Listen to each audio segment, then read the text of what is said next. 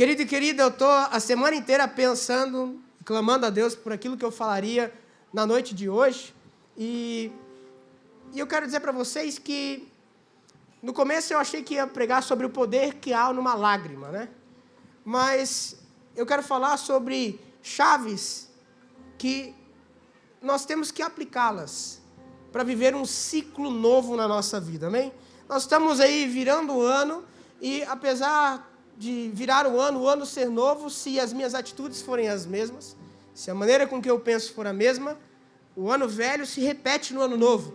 Eu não sei se você sabe, mas hoje, atendendo algumas situações, eu vejo que a pessoa está no mesmo ciclo de vida que há anos ela continua, porque o pensamento é o mesmo, o ciclo de amizade é o mesmo, a conversinha é a mesma, e por mais que mude de 2018, 2019, os números mudem, a história não muda. Amém?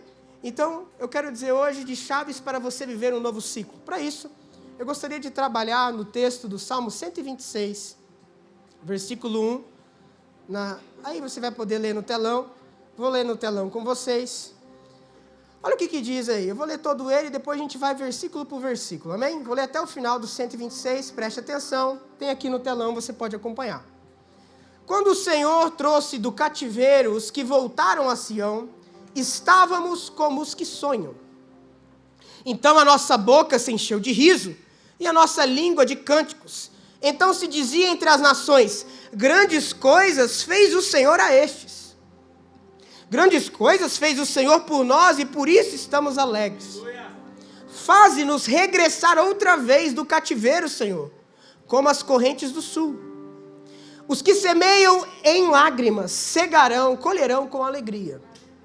Aquele que leva a preciosa semente andando e chorando, voltará, diga comigo, sem dúvida. Sem dúvida. Ou diga, certamente. Com alegria, trazendo consigo seus molhos, a sua colheita. Amém? Versículo 1 de novo. Quando o Senhor trouxe do cativeiro os que voltaram a Sião, estávamos como os que sonham. Esse texto aqui, a maioria de vocês com certeza sabe, relata a saída do cativeiro do povo de Israel de 70 anos na Babilônia, sofrendo, com uma série de limitações, uma vida de escravo. Eu tenho certeza que ninguém aqui sabe o que é escravidão. Uma vida deplorável, uma vida complicada, uma vida dificultosa, uma vida com uma série de limitações, uma vida em que era tratado como bicho. Passava por vergonha, não recebia um salário porque era escravo, ou seja, ele chorava, era um momento de muita tristeza. Mas sabe o que é muito interessante? A Bíblia diz que, usa esse termo, estávamos como os que sonham. Olha que interessante, como é uma comparação, concorda comigo, sim ou não? Sim ou não? Sim. Então, como é uma comparação? Como é que eu posso comparar algo que eu não conheço? Como posso eu comparar algo que eu não conheço? Como é que eu vou falar? Chapecó é uma cidade parecida com a cidade X. Como é que eu faço isso? Eu tenho que conhecer Chapecó e eu tenho que, no mínimo, conhecer a outra cidade que eu estou comparando. Agora, como é que um povo escravo está dizendo, nós estávamos como os que sonham? Sabe por quê? Porque mesmo que as limitações bateram na porta desse povo e dificultaram a vida dele, as circunstâncias, dominaram a circunstância deles, eu vou dizer uma coisa para vocês, eles não deixaram de sonhar. Era um povo que sabia o que era sonhar, mesmo nas dificuldades, mesmo nas crises, mesmo que as notícias não eram as que eles esperavam, aqui estava um povo que sabia como era sonhar. Mesmo que os pés deles não estavam em Sião, mesmo que eles não estavam passeando no templo de Jerusalém, mesmo que as crianças não estavam no bairro de Jerusalém, mesmo que eles não tivessem acesso à cidade de Davi, o coração deles mesmo, em toda aquela dificuldade, passeava por Jerusalém. Então eles sabiam o que era sonhar. Eu vim dizer o primeiro recado do primeiro texto, o primeiro versículo, é que não me importa qual é a tua situação, a tua circunstância, nunca deixe de sonhar.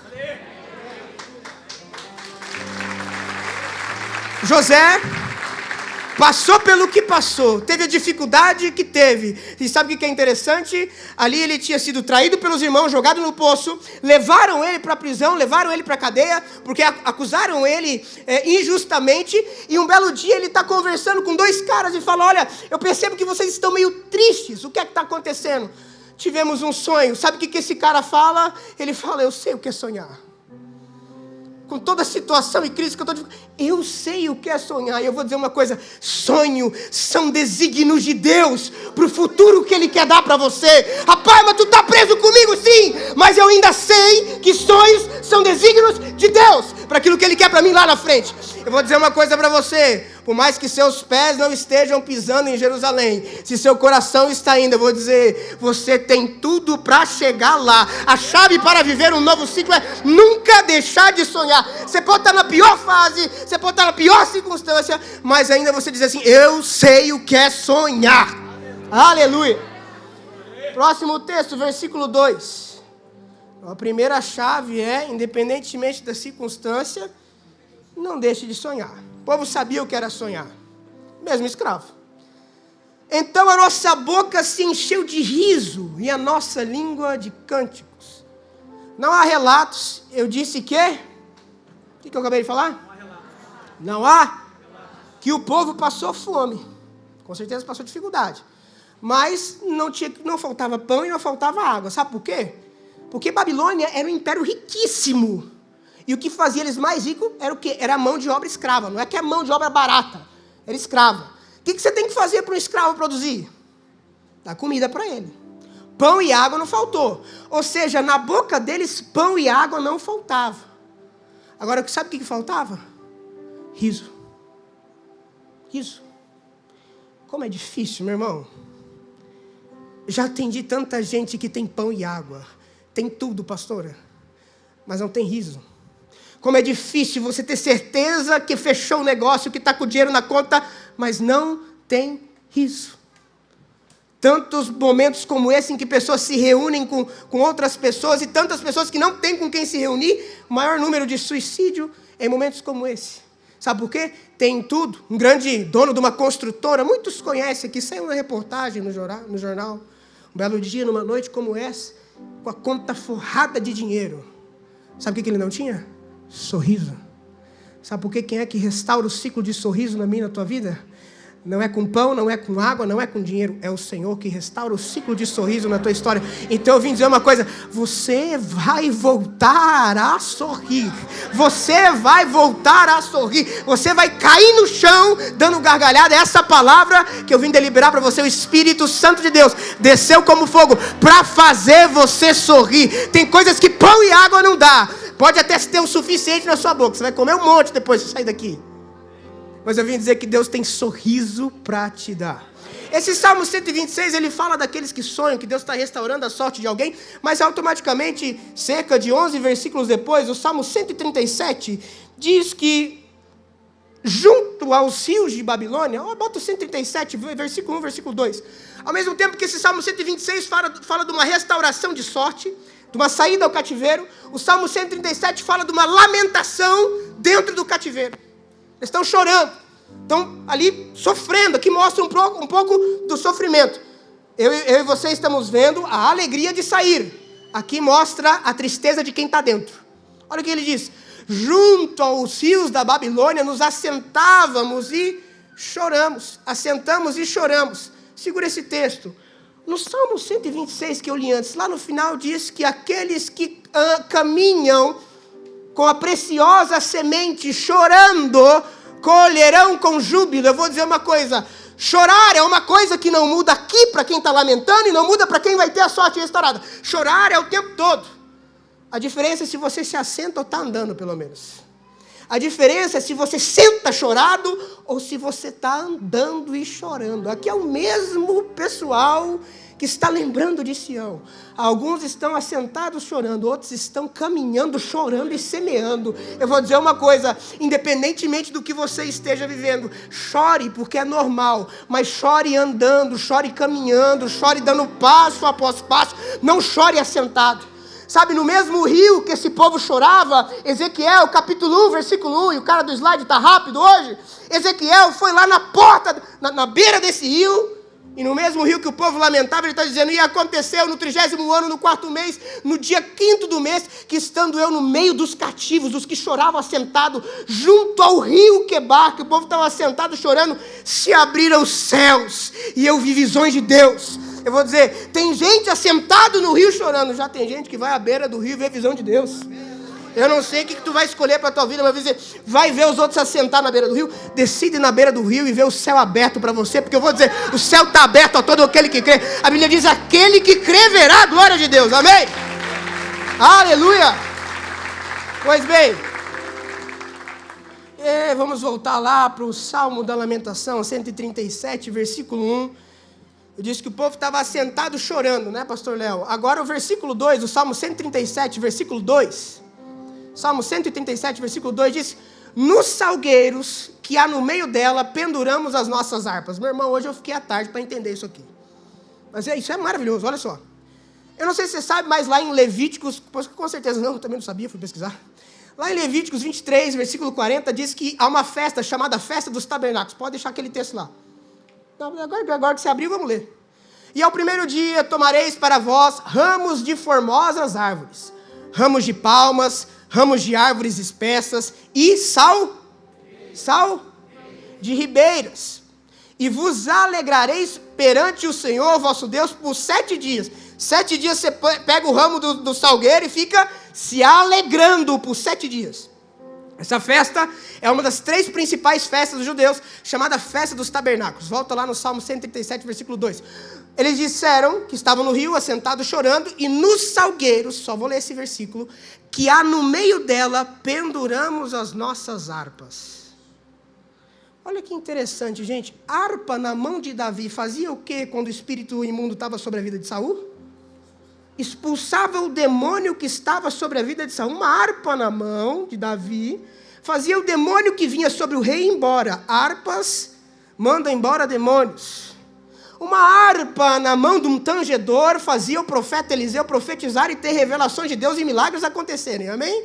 Agora, quando uma harpa está no vento, significa que quem toca a tua vida é o vento, quem toca a tua vida é as circunstâncias, quem toca a tua vida é a dificuldade que aparece. Sabe por quê? Porque o vento você não tem controle, quem toca a tua vida é as palavras que você escuta, que você não tem controle remoto da boca do outro. O que toca a tua vida é os pensamentos alheios, o que toca a tua vida é a notícia que chega, e você não tem controle daquilo que chega. Eles estão dizendo, olha, o que controla a nossa vida não é mais a gente não tem mais a harpa na mão, a gente pendurou ela no salgueiro, aquilo que deveria ser motivo de alegria, na verdade agora é motivo da nossa tristeza, e agora quem toca a nossa vida é a primeira coisa que aparece, é a primeira notícia que vem, porque de fato eu decidi não ter mais essa harpa na minha mão, tendo em vista a circunstância que eu fui colocado. E o que eu vim dizer para você hoje, olha a pessoa do teu lado, diga para ela, pega a tua harpa na mão, porque ela tem mais poder na tua mão do que pendurada no salgueiro. Sabe uma coisa interessante, querido? No salgueiro, é aqueles que te viram na festa, e hoje estão te vendo chorando. Mas eu vou dizer, que quando Deus restaurou a sorte de Sião, eles ficaram como aqueles que sonham. A harpa está voltando para a tua mão, a harpa está voltando para a tua mão, a harpa está voltando para a tua mão, no nome de Jesus. Salmo 126, versículo 2. Vamos voltar. Então a nossa boca se encheu de riso e a nossa língua de cânticos. Então se dizia entre as nações, se dizia entre os outros, se dizia na boca dos outros. Fala comigo, na boca alheia. Olha o que os outros falavam de vocês. Grandes coisas fez o Senhor a estes. Os outros estão falando. Versículo 3, o que diz? E aí agora é o povo falando, grandes coisas fez o Senhor por nós e por isso estamos... Os outros vão dizer e reconhecer que de fato Deus fez, que o Senhor fez algo e fez grandes coisas. Agora não espere que os outros se alegrem por você. Tem gente tentando depositar esperança na alegria da própria vitória quando o outro sorri. Mas os outros vão dizer que o que aconteceu foi grande e que foi Deus que fez. Olha o que aconteceu, não, aquilo é só por Deus na vida dele, mas ele não está feliz com a tua vitória. Sabe por quê? O povo entendeu que eles podem até reconhecer a grandeza daquilo que Deus está fazendo e quem é que está fazendo. Só que a tua alegria depende do Senhor, depende de você acreditar em si mesmo e Deus. Não espere a alegria do outro. Eles podem reconhecer. Agora, é você que tem que estar alegre. Não espere que o outro se alegre com as tuas vitórias. Tem gente depositando a esperança no sorriso do outro, quando na verdade quem tem que estar sorrindo é você. Tem gente esperando ser feliz quando aquela pessoa que você tanto espera te der uma palavra de afirmação. Eu vou dizer, não espere. Espere sentado por isso, porque possivelmente talvez isso nunca vá acontecer, porque a tua alegria tem que estar 100% no Senhor. Eles podem ver grandes coisas, mas não espere que os outros fiquem alegres. É você que tem que ficar. Versículo 4. Olha que interessante, gente. Isso aqui é de pensar bem, olha só. Faze-nos regressar outra vez do cativeiro. Faze-nos regressar outra vez do cativeiro. Senhor, como as correntes do sul. Mas, pastor, no versículo 1 não está dizendo quando nós saímos do cativeiro? Por que agora está falando faze-nos regressar outra vez do cativeiro? A gente não saiu do cativeiro? Por que eu tenho que regressar de novo de lá? Concorda comigo? Versículo 1 diz o quê? Vamos de novo, vai lá. Meu jovem do slide. Quando o Senhor trouxe, Deus não já trouxe? Por que o versículo 5 ou 4, volta lá? 4 diz, faze-nos regressar outra vez. Se Deus já trouxe, por que eu tenho que regressar outra vez? Sabe por quê, querido? Aqui eu entendi uma coisa. Aqui é o mistério de ser igreja. Sabe o que é isso? Você está livre, mas se o outro não está, você clama até que ele esteja, você se sente naquele lugar. Sabe o que é isso? É o que Jesus Cristo disse, ame teu próximo como a ti mesmo. Sabe quando é que a igreja ganha? Quando todo mundo saiu do cativeiro. Enquanto tem uma fora do aprisco, tu vai lá buscar. Porque é como se você também estivesse lá. Porque você é um com o teu irmão e o teu sucesso está em virar a face para ele. O teu sucesso está em ser como Jesus. Deixa as 99, vai buscar aquele. Ah, mas por que ele clama igual um louco, igual um intercedendo, igual um desesperado por aquela pessoa? Porque por mais que ele esteja livre, ele se sente como se ele estivesse preso lá também, porque aquela pessoa é ele. Nós somos um em Cristo Jesus. Esse é o mistério da igreja. Quando todo mundo ganha, a gente ganha. Se ainda tem alguém perdendo, eu estou clamando e me sinto lá. Paulo diz, eu sinto dores de parto em prol de vocês. Então, no nome de Cristo Jesus, para viver um novo ciclo, é necessário se importar com o teu próximo. E se você está livre, você está aqui como função do reino de liberar outras pessoas que também estão no cativeiro, como se você também estivesse. Deus, quando olha para o mundo, Ele vê a igreja. Ele vê a igreja. Ele vê o reino dEle. Amém? Amém. Versículo 5. Os que semeiam em lágrimas cegarão com alegria. Gente, olha que interessante. Desde que mundo é mundo, terra é terra, vai haver um princípio inquebrável que Deus jogou a responsabilidade para mim e para você. Lei da semeadura. Gênesis 8, 22, Deus diz a Noé, logo que tudo acaba, falou assim, olha, eu estou estabelecendo um princípio aqui agora. Gênesis 8, 22. Gênesis 8, 22. Eu estou estabelecendo um princípio. Enquanto a terra durar, peraí, se ela vai durar, significa que ela vai acabar? Então a terra vai se aposentar um dia, concorda comigo? Vai parar. Enquanto a terra durar, sementeira e cega e colheita, frio e calor, verão e inverno, dia e noite não cessarão. Ou seja, o ato de semear não vai acabar enquanto a terra durar. Então, enquanto a terra durar, eu e você temos que entender que se a gente quer colher alguma coisa, a gente tem que plantar. É um princípio natural que Deus está estabelecendo, eu não vou me envolver. Quer colher alguma coisa? Plante isso. Princípio da semeadura, infalível. Mas tem outra coisa também, que um dia vai ser pendurado o cartão. Sabe o que vai ser? As lágrimas. Se assim não fosse, Isaías 25:8, aniquilará a morte para sempre, e assim enxugará o Senhor Jeová as lágrimas de todos os rostos. Diga a pessoa do teu lado, as lágrimas serão aniquiladas. Apocalipse capítulo 21, versículo 4. E Deus limpará de seus olhos toda a... Então as lágrimas também cessarão. Mas, segredo agora.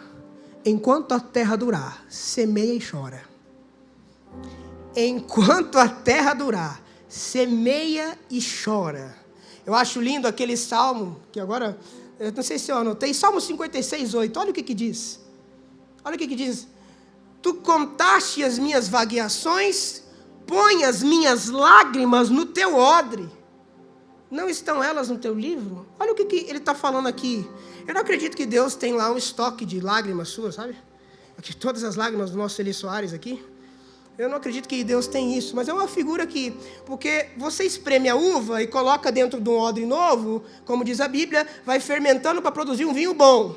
O que ele está querendo dizer é que as suas lágrimas entram também no odre de Deus e ela vai fermentando para produzir algo bom na tua vida. Sabe que aquele rei, Ezequias, né, pastora, que pediu mais uns aninhos para Deus? A Bíblia diz que ele prostrou o rosto dele para a parede e chorou. E Deus disse assim, eu vi tuas lágrimas. Eu vi tuas lágrimas. Eu vou dizer, olha para o seu outro lado e fala assim, Deus está vendo. Cada choro teu não tem sido vão. Cada choro teu não tem sido vão. Sabe o que é interessante? Você espreme a uva e sai o suco para você colocar no odre. A vida te espreme e sai as lágrimas e Deus coloca no odre também. Já já vem o bom vinho, já já vem a alegria disso aí. Você está sendo espremido, está chorando, fica tranquilo. Você está sendo espremido, a lágrima está saindo, não está caindo na terra. E se está caindo na terra, está regando a tua semente, porque aquele que semeia com lágrima. Aleluia. Vamos, vai colher. Versículo 6. Muito bem lembrado esse tópico aí. Muito bom. De Deus não se zomba. Aquilo que o homem plantar, ele vai colher. Amém? Olha o que diz. Aquele que leva qualquer semente. Meu Deus, é um culto. Aquele que leva qualquer semente. Preciosa. O que eu faço com algo precioso? Eu guardo. Aquele que leva a preciosa semente, andando e chorando, voltará sem... É certo que vai voltar com colheita, amém? É certo que vai colher. Há 2 pontos nesse texto aqui, muito interessante que você falou aqui agora. Ó. Há uma coisa que é certa aqui no texto. Agora tem uma coisa nesse texto que também é certa. Tem uma coisa certa nesse texto, mas tem também uma coisa que é incerta nesse texto. Sabe por quê? Está dizendo que aquele que leva a preciosa semente, andando e chorando, voltará sem dúvida com alegria, trazendo consigo a sua colheita. Mas tem uma coisa incerta. O que é incerto, pastor? Vá logo, direto ao assunto. Aquele quem? Aquele que leva. Aquele que não leva, vai ter dúvida no negócio. Aquele que não leva é duvidoso. Aquele que não leva, não acontece. Aquele que não leva, não colhe. Há um ponto certo e há um ponto incerto. Sabe o que é interessante? Deus quis mudar a humanidade. E Ele pegou uma preciosa semente chamada seu Filho único e plantou aqui na terra. Quando Ele planta aqui na terra, o Filho dele vem, você conhece a história. Eu não sei se você sabe, mas logo que acontece todo o pecado, eu quero que você volte comigo lá para o Éden, está lá Adão e Eva. Deus chega para Eva e fala, Eva, é o seguinte, a tua descendência será ferida pela descendência da cobra. A cobra vai picar a tua descendência, mas a tua descendência pisará na cabeça da serpente. E eu imagino, beleza, Eva sai do paraíso, Eva tem 2 filhos, chamados Caim e Abel. Amém? A história dá a entender, e você vai entender onde eu quero chegar, depois eu leio biblicamente, comprovo isso, a história dá a entender que Eva olhava para Abel e falava, esse daí vai chegar longe, é esse aí que Deus escolheu. Deus tem algo para a vida desse homem. As ofertas deles eram recebidas, ele levava as primícias. Só que Caim matou Abel, cortou ele, matou ele. Sabe o que acontece, gente? Às vezes, a gente recebe uma promessa de Deus, mas a gente percebe que a nossa semente morre, e a gente desanima. Só que você acha que essa semente, que esse plano que você fez, é o único que ia te levar ao sucesso e ao êxito. Só que Deus, quando fez o plano, já sabia que esse ia dar errado, porque Ele tem o plano perfeito para você, e o plano dele não é frustrado. É só o teu que é, o dele não. Então você traça uma linha e você acha que vai agora, é esse aqui que vai pisar a cabeça da serpente, e Abel morre. Aí vem Gênesis capítulo 4, versículo 25, que diz o seguinte, assim vieram os filhos de Israel, Gênesis 4, versículo 25, 4, 25, 4, e tornou Adão a conhecer a sua mulher. E ela teve um filho e chamou o seu nome de Sete. Sete significa compensação. Porque disse ela, Deus me deu outra em lugar de Abel. O plano continua. Eu vou dizer, tu acha que o teu plano acabou, morreu, mas a mesma semente aonde vai ser agora? Deus te dá outra semente chamada Sete, compensando aquela que você acha que morreu, aquela que você acha que se foi, aquela que não tem mais volta, aquela que, meu Deus, e agora? Já passou o tempo, Deus te dá Sete, e você vai falar assim, Deus está me dando outra semente, porque eu achei que a promessa ia vir de lá, mas vai vir daqui. Sabe, querido, volta lá no Salmo 126, versículo 6, já vou largar para você orar aqui. Aquele que leva a preciosa semente, não é qualquer semente, andando e chorando voltará sem dúvida com a sua colheita.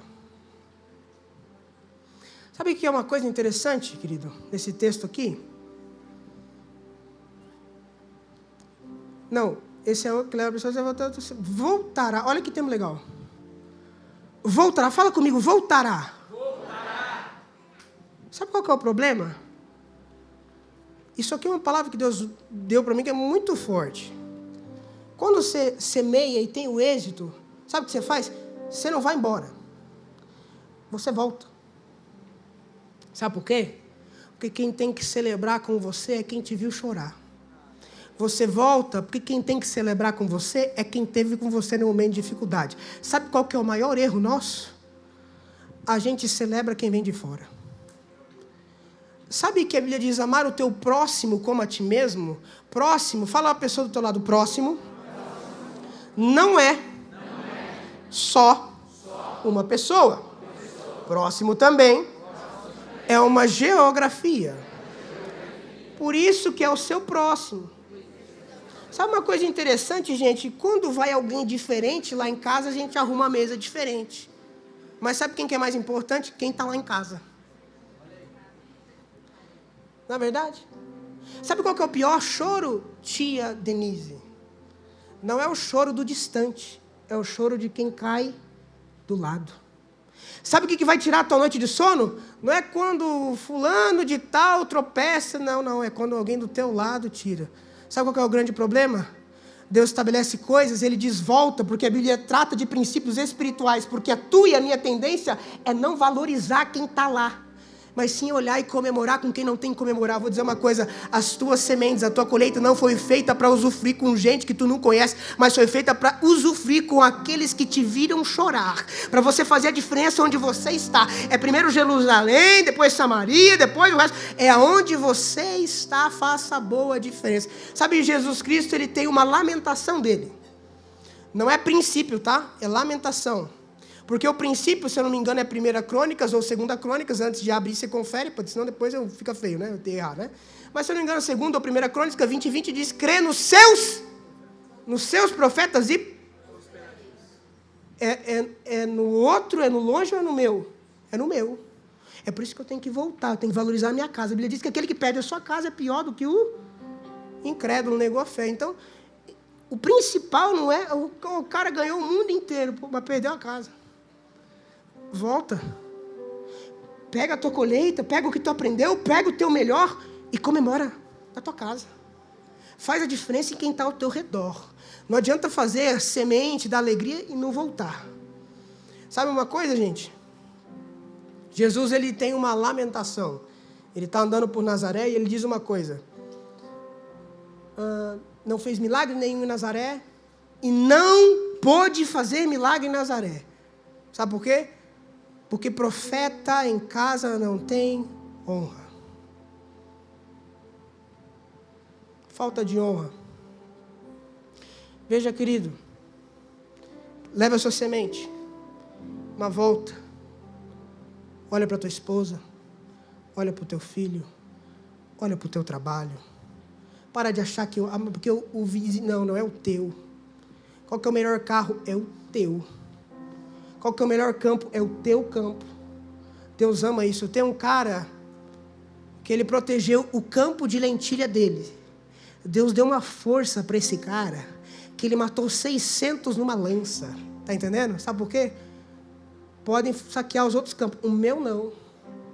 Sabe por que Deus vingou Nabote? Porque o rei chegou para Nabote e falou assim, olha, eu quero tua vinha aí. O rei Acabe, mandado por Jezabel, disse, eu quero tua vinha aí. Ele falou, não posso. É a vinha da minha casa, da minha família, eu não posso. E foi lá, arrancou e matou ele. Sabe o que Deus fez? Olha, o cara estava defendendo o campo dele, aquilo que eu entreguei para ele, aquilo que ele tinha que valorizar. Eu vou trazer juízo sobre Acabe. Eu vou dizer uma coisa, sabe qual que é o maior poder que a gente tem, não vê? O poder da volta e olhar à nossa volta, olhar ao nosso redor, tudo que Deus já nos deu. Sabe qual que é o problema das pessoas? O problema das pessoas é que eles estão buscando um suplemento fora, quando Deus já te deu tudo. Estão buscando algo a mais, quando Deus já te deu tudo. Estão buscando um gole a mais, quando Deus já te deu tudo. Estão buscando uma expectativa de mudança lá fora, quando Deus já te colocou tudo aqui. Ele está dizendo, crê nisso aqui, valoriza isso aqui, honra isso aqui, que eu vou dizer que tem milagre sobrenatural na tua história. Por isso, diga a pessoa do teu lado, volta. Não vai embora não. Querido, eu não sei você aqui hoje, mas eu preciso encerrar a palavra pelo tempo. É hora que você fala. Mais uma vez. Nossa, Senhor, perdão pelo ego, tudo me purifica agora depois dessa, que eu vou escrever o bilhetinho, depois vou tacar fogo ali. Querido, eu vim dizer uma coisa para você, existe um novo ciclo, existe uma nova etapa, existe um novo momento. Agora, mesmo com choro, não pare de semear. Mesmo na dificuldade, não pare de semear. Sabe por quê? Porque um dia a terra vai se aposentar, você vai se aposentar e vai parar, vai morrer, acabou. Um dia, querido, vai tudo acabar, a tua semente vai acabar, não vai ter mais. Enquanto você está na terra, é hora de plantar, é hora de semear e é hora de caminhar e tocar a tua harpa, amém? Então se coloque em pé no nome de Cristo Jesus, querido.